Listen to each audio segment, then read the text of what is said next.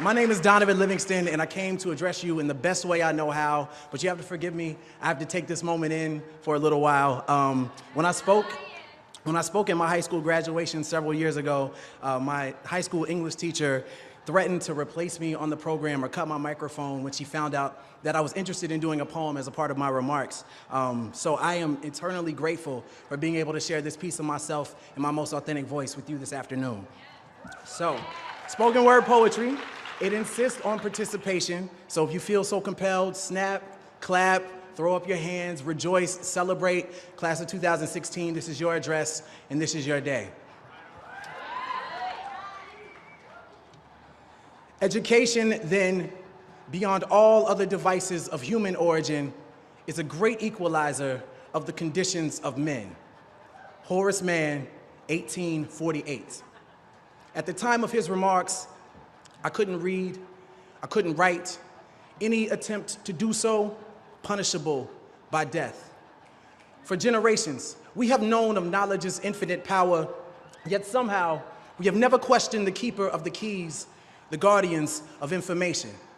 Unfortunately, I've seen more dividing and conquering in this order of operations, a heinous miscalculation of reality. For some, the only difference between a classroom and a plantation is time. How many times must we be made to feel like quotas, like tokens and coined phrases, diversity, inclusion? There are days I feel like one, like only, a lonely blossom in a briar patch of broken promises, but hey, I've always been a thorn in the side of injustice, disruptive, talkative, a distraction with a passion that transcends the confines of my own consciousness, beyond your curriculum, beyond your standards. I stand here, a manifestation of love and pain with veins pumping revolution. I am the strange fruit that grew too ripe for the poplar tree. I am a dream act, dream deferred, incarnate, and a movement, an amalgam of memories America would care to forget. My past alone won't allow me to sit still, so my body, like my mind, cannot be contained.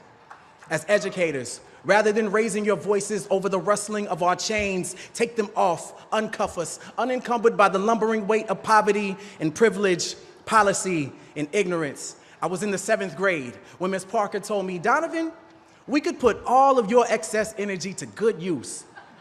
And she introduced me to the sound of my own voice. She gave me a stage, a platform.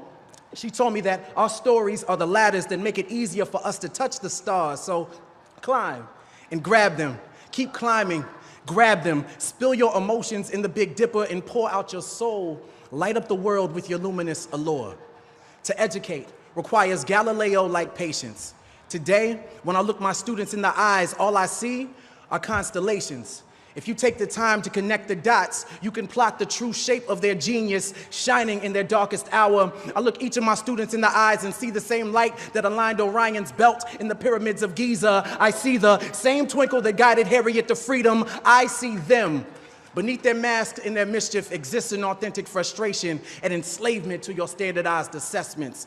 At the core, none of us were meant to be common. We were born to be comets, darting across space and time, leaving our mark as we crash into everything. A crater is a reminder that something amazing happened right here, an indelible impact that shook up the world.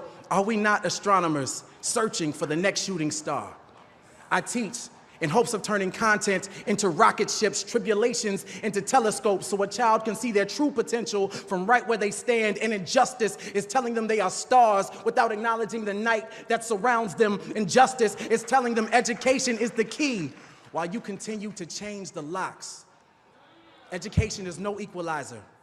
Rather, it is the sleep that precedes the American dream. So wake up, lift your voices until you've patched every hole in a child's broken sky. Wake up, every child, so they know of their celestial potential. I've been the black hole in a classroom for far too long, absorbing everything without allowing my light to escape, but those days are done. I belong among the stars, and so do you. And so do they.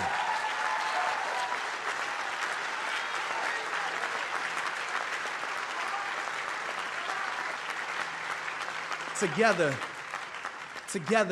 we can inspire galaxies of greatness for generations to come. So no, sky is not the limit. It is only the beginning. Lift off.